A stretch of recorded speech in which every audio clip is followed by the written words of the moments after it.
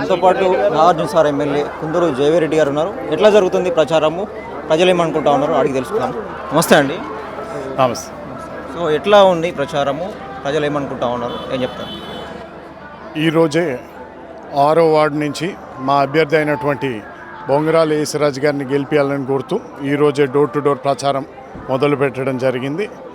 నేను మొదటిగా ప్రచారం చేస్తూ మొదలుపెట్టిన అభ్యర్థి అత్యధిక మెజారిటీతో గెలుస్తాడన్న నమ్మకం ఉంది. కేవలం 6వ వార్డే కాదు, ఉన్న 12 వార్డులకి 12 వార్డులు మంచి మెజారిటీతో కాంగ్రెస్ పార్టీ అభ్యర్థులు ప్రతి ఒక్కరు కూడా గెలుస్తారన్న నమ్మకం నాకుంది.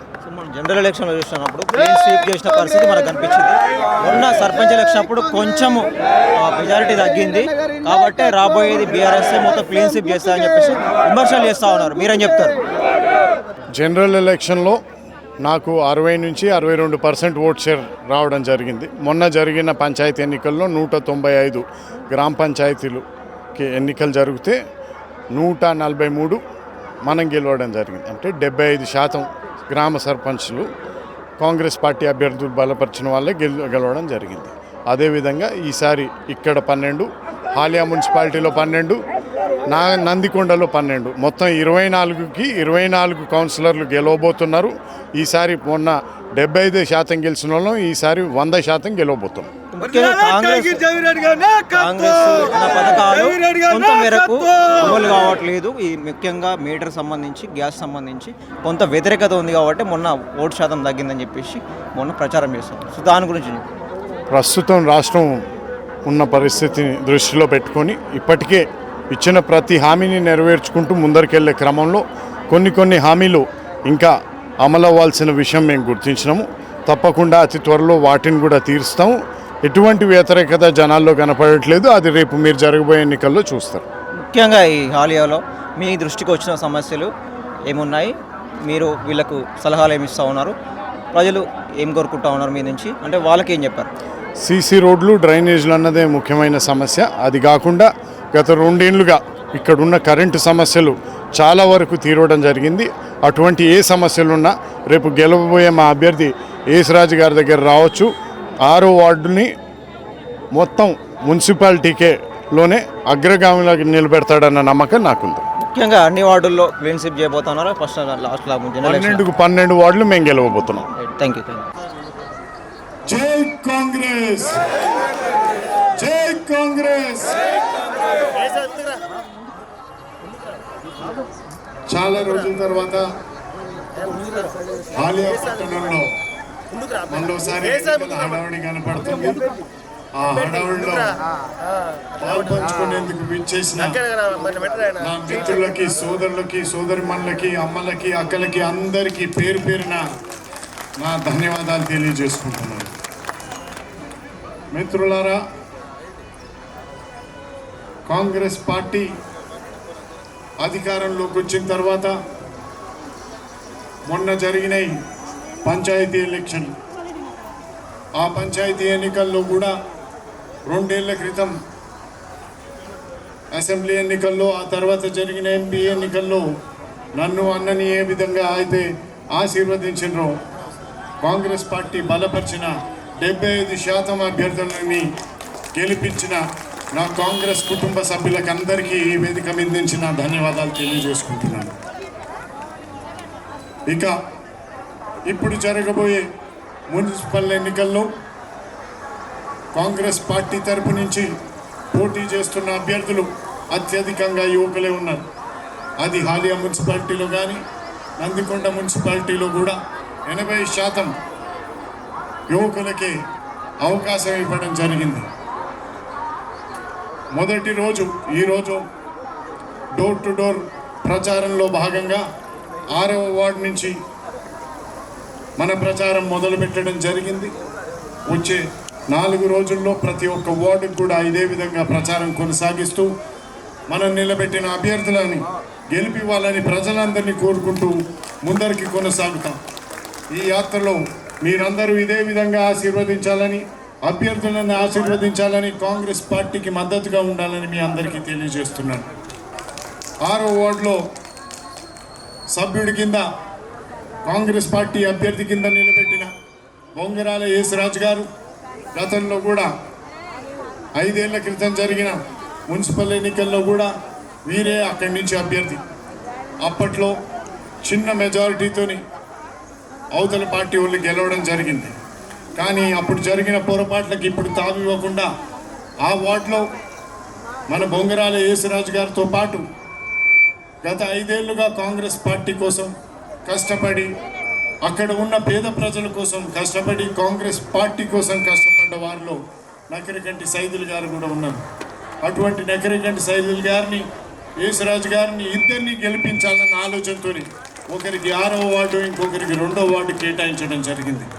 రేపు జరగబోయే ఎన్నికల్లో యేసురాజు గారి గెలుపులో మీ అందరి పాత్రతో పాటు నకిరేకంటి గారి సైదుల్ గారి మద్దతుదారుల పాత్ర కూడా ఉంటుందని నేను భావిస్తున్నాను. ఈ విధంగా గతంలో పార్టీ కోసం నిలబడ్డ ప్రతి ఒక్క వ్యక్తికి మనం వెన్నంటే ఉంటామని, చేదోడు వాదోడుగా ఉంటామని కాంగ్రెస్ పార్టీ యేసురాజు గారికి టికెట్ ఇచ్చి నిరూపించింది. ఇక్కడికి ఇప్పటికే 6వ వార్డులో ప్రతి ఒక్క ఇంటికి గడప గడపకి తిరగడం జరిగింది. మీ అందరినీ ఓట్ల కోసం అభ్యర్థించడం జరిగింది. పోయినసారి అవతల పార్టీ వాళ్ళకి ఓటేసి గెలిపించారు. వారు చేసిన అభివృద్ధి మీ కళ్ళ ముందు ఉంది. కానీ గతంలో కాంగ్రెస్ పార్టీ హయాంలో కానీ, జానారెడ్డి గారు ఉన్న టైంలో కానీ మనకి ఇచ్చిన ఇల్లు కానీ, రోడ్లు కానీ, కరెంటు సమస్యలు, వివిధ సమస్యలన్నీ కూడా తీర్చింది ఆ వార్డులో మన కాంగ్రెస్ పార్టీ నాయకులన్న విషయాన్ని మీరు గమనించాలి. ఈసారి అత్యధిక మెజారిటీతో యేసురాజు గారిని 6వ వార్డులో గెలిపిస్తారన్న నమ్మకం మాకందరికీ ఉంది. 6వ వార్డులో ముఖ్యంగా ఉన్న సమస్యల్లో భాగంగా డ్రైనేజ్ సమస్యలు కానీ, సీసీ రోడ్డు సమస్యలు కానీ, కరెంటు సమస్యలు కానీ, వీటన్నిటిని కూడా వెంటనే మనం రేపు ఎన్నికలు జరిగిన తర్వాత వీటన్నిటిని యేసురాజు గారి ద్వారా అవన్నీ కూడా తీరుస్తామని మీ అందరికీ తెలియజేస్తున్నాను. ముఖ్యంగా యుద్ధ వాతావరణంగా పెడతగత ఎన్నుకోమని అంటే చంద్రారెడ్డి గారు ఎక్కడ యుద్ధం చేయాలన్నా కూడా మొదటగా గుర్తొచ్చేది మాకు మా చంద్రారెడ్డి గారు. అటువంటి యుద్ధాన్ని పోయినసారి వీరోచితంగా పోరాడి గెలుచుకొని వచ్చిన యుద్ధ వీరుడికి ఈసారి 7వ వార్డులో కొట్లాడమని మేము టికెట్ ఇవ్వడం జరిగింది. పోయినసారి కష్టకాలంలో కాంగ్రెస్ పార్టీకి ఎదురుగాలి వీస్తున్నా కూడా మా అభ్యర్థులందరూ నిలబడి ఆలయ మున్సిపాలిటీలో మీ అందరి దీవెనల ద్వారా 6 కౌన్సిలర్లను మనం గెలిపించుకోవడం జరిగింది. అధికార పార్టీని తట్టుకొని ప్రతిపక్ష పార్టీ అన్ని వార్డులు గెలవడం అన్నది ఆషామాషి విషయం కాదన్న విషయం మీకు అందరికీ తెలుసు. దమ్ముంటే ఇప్పుడు నేను అడుగుతున్నాను ప్రతిపక్ష పార్టీల్ని, మేము పోయినసారి అధికారం లేనప్పుడు 6 గెలిచినాం, మీరు గెలిచి చూపెట్టండి. 12కు 12 వార్డులు ఈసారి కాంగ్రెస్ పార్టీ ఆలియా మున్సిపాలిటీలో గెలవనుంది. అందులో 7వ వార్డులో అత్యంత భారీ మెజారిటీతో గెలిచే అభ్యర్థి మన చంద్రారెడ్డి గారని మీకు సభాముఖంగా తెలియజేస్తున్నాను. ఇక 7వ వార్డు సమస్యలకు వచ్చేసరికి విబి నగర్లోని కొన్ని సీసీ రోడ్లు, అదేవిధంగా పోస్ట్ ఆఫీస్ రోడ్లలో అక్కడ కూడా సీసీ రోడ్డు కొంచెం వేయాల్సిన అవసరం ఉన్నదని చంద్రారెడ్డి గారు చెప్పిండ్రు. తప్పకుండా ఆ సీసీ రోడ్ల సమస్యను వెనువంటనే తీరుస్తాం. ఇక వృద్ధులకి, వికలాంగులకి అన్ని మున్సిపాలిటీల్లో కూడా ఇప్పటికే మనం సాధారణ ఎన్నికల్లో భాగంగా, జనరల్ ఎన్నికల్లో భాగంగా ఎప్పుడైతే హామీ ఇచ్చినామో వాళ్ళకి పెన్షన్లు ఇస్తామని తెలిపినాం. కానీ ప్రస్తుతానికి ఉన్న ఆర్థిక పరిస్థితిని దృష్టిలో పెట్టుకొని మనం ఇచ్చిన హామీలు ఒక్కొక్కటి తీర్చుకుంటూ వెళ్తున్న తరుణంలో ఇది కొంచెం జాప్యమైందన్న విషయం మేము గుర్తించడం. అతి త్వరలో వారికి కూడా, వృద్ధులకి కానీ, వికలాంగులకు కానీ పెన్షన్ పెంచే విషయాన్ని గురించి కానీ, కొత్త పెన్షన్లు పెట్టే విషయాన్ని గురించి కూడా మేము తప్పకుండా దాని మీద గురి పెడతామని మీ అందరికీ తెలియజేస్తూ, ఇక అత్యంత ప్రధానమైన సమస్య 6వ వార్డు 7వ వార్డు రెండింటికి కలిపి ఉన్నది. మన పేరూరు మేజర్ కాలువకి ఇరువైపులా సీసీ గైడ్ వాల్ కట్టించి డ్రైనేజ్ వాటర్ కాలువలో కలవకుండా వేరే మార్గం ఏర్పాటు చేసి కాలువకి ఇరువైపులా సీసీ రోడ్డు వేయించాలని 2 అభ్యర్థులు కోరినరు. ఇప్పటికే ఆలియా మున్సిపాలిటీకి శాంక్షన్ అయిన నిధులు 15 కోట్లు ఇప్పుడు రెడీగా ఉన్నాయి. ఇప్పుడు టెండర్లకు పోయిన తర్వాత మన ఆలియాకు కావాల్సిన సీసీ రోడ్లు, డ్రైనేజ్ సమస్యలన్నింటినీ ఇప్పటికే వాటికి రాసి పంపినాము. ఎన్నికలైన వెంటనే ఆ టెండర్లు కూడా జరుగుతాయి. మనకి ఏ సీసీ రోడ్డు, డ్రైనేజ్ సమస్య కూడా ఉండకుండా మీ అందరికీ తెలియజేస్తున్నాను. ఇక కేటాయింపబడతాయి. వాటిలో కూడా అధిక భాగం హాలియా మున్సిపాలిటీలో ఉన్న పేద ప్రజలకి ఇచ్చేందుకు మేమందరం సిద్ధంగా ఉన్నామని మీ అందరికీ తెలియజేస్తున్నాం. ఇక మనం పెట్టిన సంక్షేమ పథకాలన్నీ ఇక్కడున్న పేదలకు అందుతున్నాయని నేను భావిస్తున్నాను. గతంలో ఏదన్నా సంక్షేమ పథకం పెడితే అది ఓట్లు దండుకునే ప్రయత్నం చేసి పేద ప్రజలకి ఆశ చూపెట్టి ఓట్లు దండుకున్నారు. కానీ అందులో అర్హులైన వారికి రాలేదన్న విషయం మీరందరూ గమనించాలి.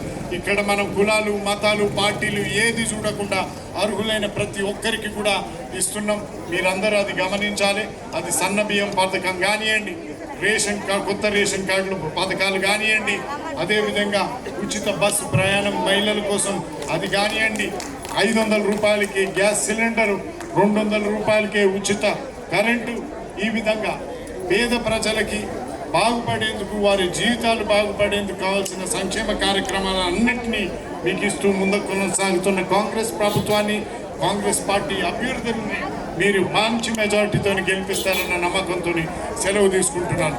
జై కాంగ్రెస్, జై కాంగ్రెస్, హస్తం గుర్తుకే, హస్తం గుర్తుకే, హస్తం గుర్తుకే. ధన్యవాదాలు.